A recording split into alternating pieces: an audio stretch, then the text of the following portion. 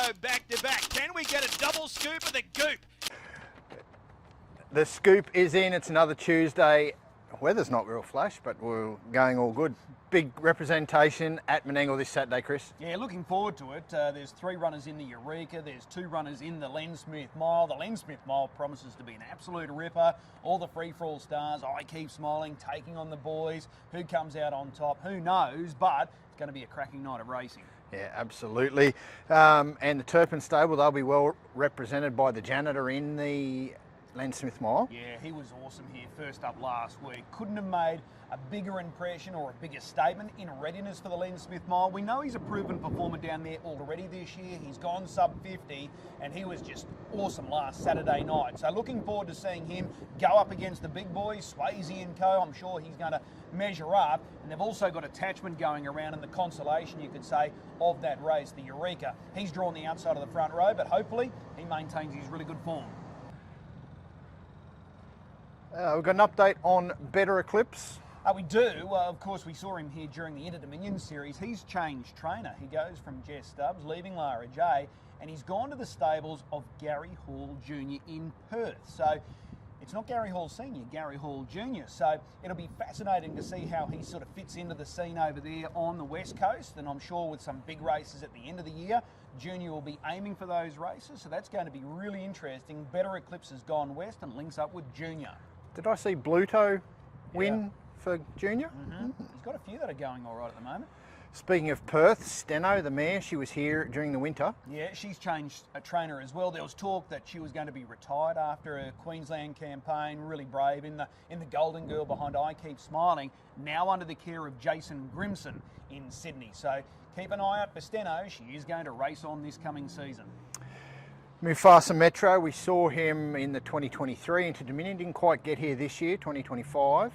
He's now a Queenslander. He arrived this week and he's going to be based here with Taylor Gillespie. So Mufasa Metro is now in Queensland. He's going to aim at some of these upcoming features during the Summer Carnival, the DJA most notably. So looking forward to seeing how he fits into our landscape up here with our trotters. We've got some good talent. Having Mufasa Metro is a further boost. So I'm looking forward to seeing how he goes. Well, speaking of trotters, Marburg are actually looking to have an all trotters day, so he might fit in well there. Yeah. Sticking with that square gate, Iconic Image and Desiring Diamonds, they were triad runners. Yeah, and they start Wednesday night Bendigo. They've got the Nutrient Series down there, so looking forward to seeing how both go. Desiring Diamonds in the filly, she goes straight into a prelude, and Iconic Image has to contest a heat. There was a number of heats there for the Colton Geldings, but he took some big steps forward during that little Queensland campaign, so I'm looking forward to seeing both compete. Desiring Diamonds, I think, was going to win last time out. That was in that springboard final against Kicking Horse before that break at the home turn, so I think both are going to perform well.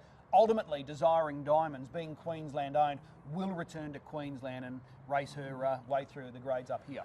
So she is raced by the Garrards, or owned by the Garrards. Their stable competed about this time last year at Menangle. Are they off that way again? No, they've got a few that are close to a return. The likes of the Vicar of Dibley, she's aiming towards that Mares feature, the Forever Gold during the upcoming Summer Carnival, the Mighty Sully. He's about the same time frame away, probably about a fortnight away, Classy Washington. So there's going to be some nice horses for the Garrard stable up and about, and they're sort of pushing towards those Summer Carnival features. Jack Butler stable, District Attorney Burka Curra, they're owned in the same interests? Yeah, they are. We've seen District Attorney over the past, fortnight now competing here at Albion Park at the trials. His trial today against Whisperer Secret was really good, so he's obviously going to aim towards those Summer Carnival features. And Burka Curra is probably only about a fortnight away from a trial return, and again he'll push towards those Summer Carnival features as well. So they're nice horses. As we know, District Attorney beat Leap to Fame. He's got a victory over Leap to Fame when he won the Patron's Purse at Redcliffe, so that's his claim to fame, but I wouldn't be shocked to see him measure up at the free-for-all level here. Maybe the last horse to beat Leap to Fame in Queensland. Yeah, definitely.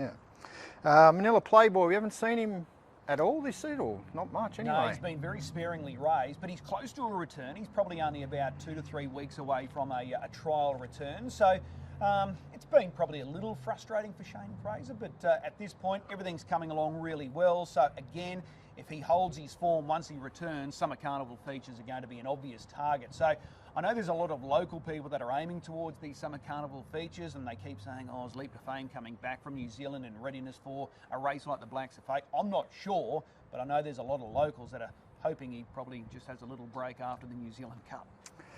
Got a name on my list here, Chris, that I don't recognise. Could be named after my ex, Flying Dragon. He's a Kiwi, former member of the Tony Herlihy stable, so he's made his way to Queensland. He's won the one race. That was at Cambridge. He joins the stables of Mouse Brennan, so keep an eye out for him. He's a son of Fear the Dragon. Mr. Robin Hood.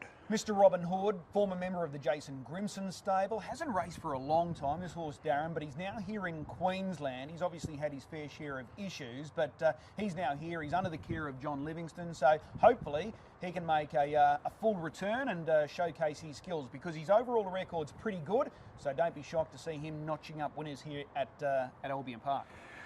Darren Weeks hasn't had many runners of late, but Soap Opera, she's been at the trials. Yeah, and she'll be back at the races this Saturday night. She's gearing up for a trip down to Sydney. Of course, she's eligible for the Breeders' Challenge, so as long as she races well in these first couple of starts back this prep, she's got to go up against Miss Idaho on the weekend. She'll be heading down to Sydney for another tilt at the Breeders' Challenge. This is a story. He ain't faking. He's a pacer, a very talented pacer, group-winning 3-year-old. Got an update on his movements. Yeah, well, he raced today in a pacing race, but he trialled last week as a trotter, and it's very likely he's going to go to New Zealand and join the leading trotting stables of Phil Williamson. As we know, Phil's trained a lot of great trotters, so Chris Frisbee has decided that this is probably the best way forward. I think he goes over there as a maiden trotter, so he's going to fit in really well. As a trotter last week, he was beaten a fair margin in an open class trial, but he trotted, and I think he trotted a tick over 157. So looking forward to seeing how this all plays out, but this is an interesting story. I can confirm, Chris, he's booked on a flight on Sunday. Wow, there you go. So he is going. Feature winning juvenile Ella Street, he's been off the scene. Yeah, he was back at the trials last week. Pleasing to see him back at the trial. They took him out to Redcliffe, just gave him a very quiet trial. His regular reinsman Nathan Dawson took the lines, and he really savaged the line. So I dare say he's probably going to have another 1 or 2 trials before he looks like returning, but it was a pleasing sign. It was good to see him back at the races, and he finished off really well, so we'll keep an eye out for him, Ella Street. The Proto Star earlier this year, Arc C, took part in it after just 2 starts. Yeah. Got an update on her? Oh, she's an outstanding filly, this one, Arc C. She'll trial again later this week for Sam Hewitt. She's gearing up for the Breeders' Challenge, but terrific in defeat behind Lacasso in the Proto Star. A number of people have asked me in recent times, is there any update on that filly who raced against the boys? She trials again this Thursday, and then they'll be looking to push on for a shot at the Breeders' Challenge. There's 2 drivers going around today, and one in a race, one in a trial. Their helmets looked pretty old. Graham Dwyer, how long has it been since he last drove a winner? 1,220 days. Wow. And he trained the trifecta, not a bad Yeah, get. too right. Jack Butler was having a trial drive today, took the drive on the trotter masterly, handled himself really well, so maybe we're turning back time and we're going to see more of these guys out there race driving. Yeah, well, fingers crossed, because especially getting Jack back out there, because he was a very good driver. He just might need to put the whip away. I'll get to that in just a moment. There's plenty happening with the Chantel Turpin stable. So we had a number of her star performers trial today. Gus was outstanding in his trial, beating open class performer Hector, and he beat him well. So he's nom for the Dominion. So he's going to go to New Zealand Cup Day and compete in that big feature. Can't wait to see him over there. But it was an awesome piece of work today. He looks bigger, he looks stronger, and he looks more settled. So he's on the move. Whisperer's Secret was able to win a trial today as well. He rated fast time. I dare say at this point they'll probably just keep him home and aim towards features like the Summer Carnival features coming up, the Sunshine Sprint and the Blacks Are Fake. Arrive and Waikaka Magic. They're going to go to Melbourne. They're going to get their shot down there for races like the Victoria Oaks for Arrive, the Derby for Waikaka Magic. Delhi Row has been sold, so he's bound for North America. It's Electrifying, who was awesome here last Saturday night. He's also bound for North America. Major Hot, the former Queensland Derby winner, he was game and defeat behind Rocket City last week.